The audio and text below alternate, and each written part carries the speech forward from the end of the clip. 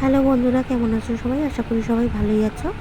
এটা আমি বানিয়েছি ব্রেড মালাই রোল, ভীষণ টেস্টি খেতে।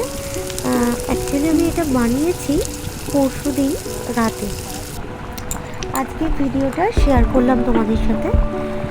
তোমরা হয়তো অনেকেই জানো এটা বানাতে, তাও আমি বানালাম, ভিডিওটা শেয়ার করলাম তোমাদের সাথে, দেখো পারলে। আর এটা পরশুদিন একটা আমার খুব মনের একটা ইচ্ছা থেকে বানিয়েছি মিষ্টিটা। খুবই টেস্টফুল, সবাই খেয়ে বললো তো ভালোই হয়েছে, যদিও বা আমি এখনও খাইনি আমি এখনও খাইনি, খাবো পরে। কিন্তু সবাই খেয়ে বলেছে, যাদের যাদের খাইয়েছি তারা বলেছে খেয়ে খুবই সুন্দর হয়েছে। তো আবার বানাবো, ইচ্ছা আছে, যেহেতু ভালো হয়েছে। আর ভালো জিনিস কেউ বললে না একটা মনে একটা আনন্দ হয়, আবার সেটাকে বানাতে ইচ্ছা হয়। তো আমি আবার বানাবো, এটা আমাকে বানাতে হবে, কারণ আরও অনেকে আছে যাদের দিতে পারিনি, তো তাদেরও দিতে হবে।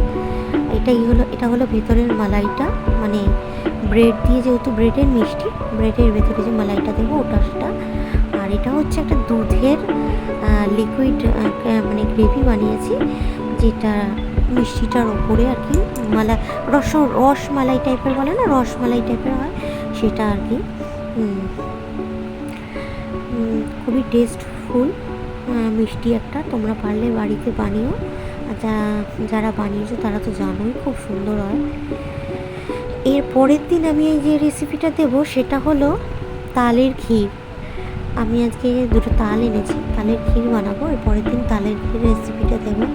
আমি আসলে বাড়িতে তাল আনলেই তালের বড়া তো সবাই করে, আমার স্পেশাল যেটা সেটা হচ্ছে আমি তালের ক্ষীর।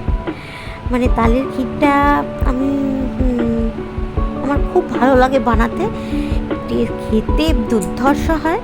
আমার দিদির খুব ভালো লাগে তালের ক্ষীর খেতে। তো তালের ক্ষীর বানালে ওকে তো দিতেই হবে। আর আমার মা সবাই খেতে খুব ভালোবাসে।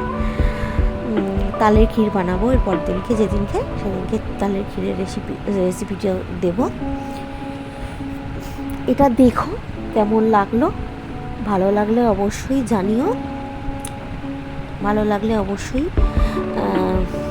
বাড়িতে নিজেরা বানিয়ে খেও। আর কি বলবো, থ্যাংক ইউ এতক্ষণ ধরে ভিডিওটা দেখার জন্য, যারা যারা দেখেছো অবশ্যই।